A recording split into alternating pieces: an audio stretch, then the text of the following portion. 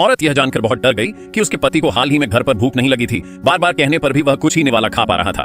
उसे अंदर से एहसास हुआ कि कुछ गड़बड़ है, इसलिए अगले दिन वह जानबूझकर उस हॉस्पिटल के बाहर इंतजार करने लगी जहां उसका पति काम करता था। और सच में काम खत्म होते ही वह टैक्सी में बैठ गया और घर से उल्टी दिशा में चला गया। कंफ्यूज होकर औरत चुपके से उसका पीछा करने लगी। आखिर में उसने उसे एक रेजिडेंशियल कॉम्प्लेक्स में घुसते देखा और जो उसने अचानक देखा उससे उसका दिल जोरों से धड़कने लगा। साफ तौर पर यहीं उसकी सबसे अच्छी दोस्त डू शिन्यू रहती थी। क्या यह सब सच में सिर्फ एक इत्तेफाक हो सकता है? उसने उस सुबह उसे पूछने के लिए फोन किया था।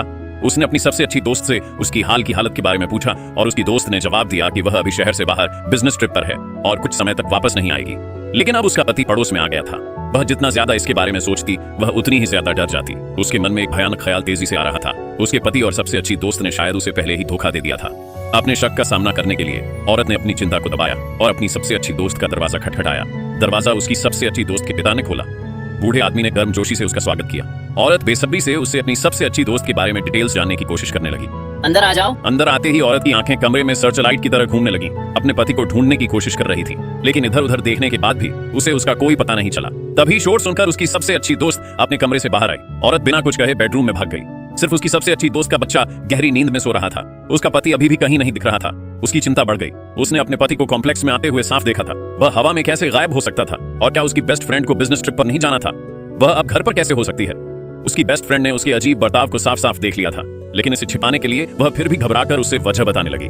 पक्का सबूत न होने पर वह औरत सिर्फ मुस्कुराकर झूठ बोल सकी, यह कहकर कि घर का रेनोवेशन हो रहा है और वह डेकोरेशन स्टाइल के बारे में कुछ आइडिया लेना चाहती है।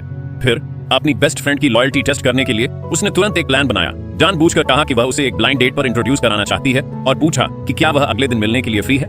यह सुनकर उसकी बेस्ट फ्रेंड का चेहरा तुरंत उदास हो गया और वह चुप रही। साफ तौर पर मना करना चाहती थी। आखिरकार वह उसके पिता उसके लिए खड़े हुए। हालांकि उसे उसका पति नहीं मिला, लेकिन औरत का शक बना रहा। वह फिर से पूरे मोहल्ले में घूमी। आखिर में इंतजार करने के लिए एंट्रेंस पर लौट आई। बदकिस्मती से वह उन्हें रंगे हाथों नहीं पकड़ सकी। जैसे ही वह 2 घंटे के बेचैनी भरे इंतजार के बाद हार मानने वाली थी, उसका पति असल में मोहल्ले से निकल आया। उस पल औरत हैरान रह गई। उसे तुरंत एहसास हुआ कि वह आजकल जल्दी क्यों जा रहा था और देर से क्यों लौट रहा था और उसे उसके बनाए हुए शानदार डिनर का मन क्यों नहीं कर रहा था। वह पहले ही उसकी सबसे अच्छी दोस्त के घर पर पेट भर खा पी चुका था।